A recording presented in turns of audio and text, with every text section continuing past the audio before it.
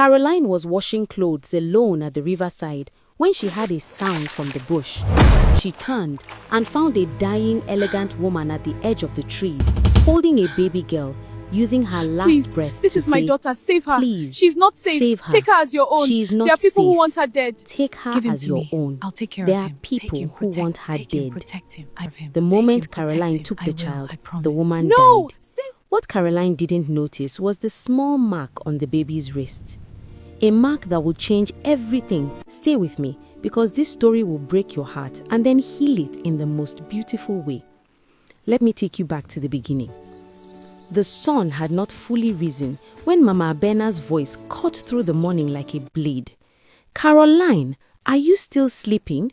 Useless woman, get up and fetch water before this house burns from your laziness." Caroline was already awake. She had been awake since 4. She had swept the compound, boiled water for tea, and washed the previous night's pots in the cold dark. But she said nothing. She never said anything. She was 35 years old, but she moved like a woman who had been carrying the world since childhood. Her wrapper was faded. Her sandals had a broken strap she held together with a strip of old cloth. Her eyes, once bright when she first married Zuki 8 years ago, had grown quiet. Not sad, just quiet, like a fire that has learned to burn without smoke because no one wants to see its light anyway. "She cannot even give my son a child," Mama Abena said loudly to no one in particular, loud enough for the whole compound to hear. 8 years I have watched and waited and nothing. Emptiness. That is all she carries inside her. Emptiness. Ramona laughed from inside her room, that sharp, satisfied laugh that always found the most painful moment to arrive. Ramona was the second wife. She had come 2 years ago, invited by Mama Abena herself, who had grown tired of waiting for a grandchild from a womb she had already decided was cursed. Ramona had a son now, healthy and fat and adored. She ate at the table. She rested in the afternoon. She called Mama Abena Nne, mother, and Mama Abena called her back Nwam, my child. Caroline was called nothing, or worse than nothing. That morning, after completing her work, after eating only the cold remnants of whatever Ramona's son had left behind, Caroline took the basket of dirty clothes and walked to the riverside alone. It was the one place no one followed her, the one place that was hers. She knelt at the edge of the water and began to wash. Her tears fell quietly into the river. She did not wipe them. What was the use? There was no one to see them. There was never anyone to see them. She was rinsing a wrapper when she heard it. A sound from the bush, soft, desperate, like something or someone using the last of their strength just to make noise. Caroline stood slowly, her heart tightened. She pushed through the edge of the bush and stopped. A woman lay on the ground, but not just any woman. Her wrapper was rich, deep blue with gold thread, the kind royalty wore. Her neck held coral beads, her wrists had gold, but she was bleeding, badly. Her breath came in pieces, and in her arms she held a baby girl. The woman's eyes found Caroline. Something like relief passed through them. "Please," her voice was barely sound. "Please, take her." Caroline dropped to her knees. "What happened? Who hurt you? Let me—" "No time." The woman's hand gripped Caroline's wrist with surprising strength. "They are coming. They want her dead. She must not be found." A sob broke from her chest. "Raise her. Love her. Tell no one where you got her. Please. Biko, please." The baby let out a small cry. Caroline took her without thinking. The woman exhaled, long, slow, relieved, and her eyes closed. She did not open them again. Caroline knelt there for a long moment, the baby against her chest, the silence around her so complete she could hear her own heartbeat. She looked down at the child. The baby was beautiful, dressed in fine cloth even under the wrapping, small embroidered edges, soft cut in the color of cream.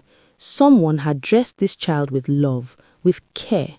And on the baby's left wrist, a small birthmark, barely the size of a coin, dark against her soft skin, an unusual shape like something pressed there with purpose. Caroline traced it gently with her finger. She did not know what it meant. She held the baby close, pressed her lips to the tiny forehead, and whispered the only promise she had left to give. I will protect you, even if it kills me. She walked home with the baby in her arms and the dead woman's last breath in her heart. What Caroline didn't know was that this one decision would change her entire life. But first, it would make her suffering 100 times worse. Caroline walked through the compound gate with the baby pressed against her chest. She had barely taken 3 steps before Mama Bena saw her. The old woman was sitting on her stool under the mango tree, chewing her morning cola. She looked up. Her jaw stopped moving. Then the storm began. What is that? Caroline's voice was steady, even though her hands were shaking.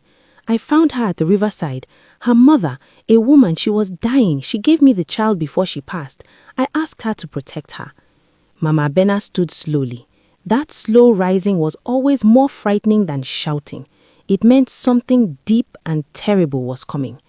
You found her, the old woman repeated the words like they tasted wrong. At the riverside. Yes, Mama.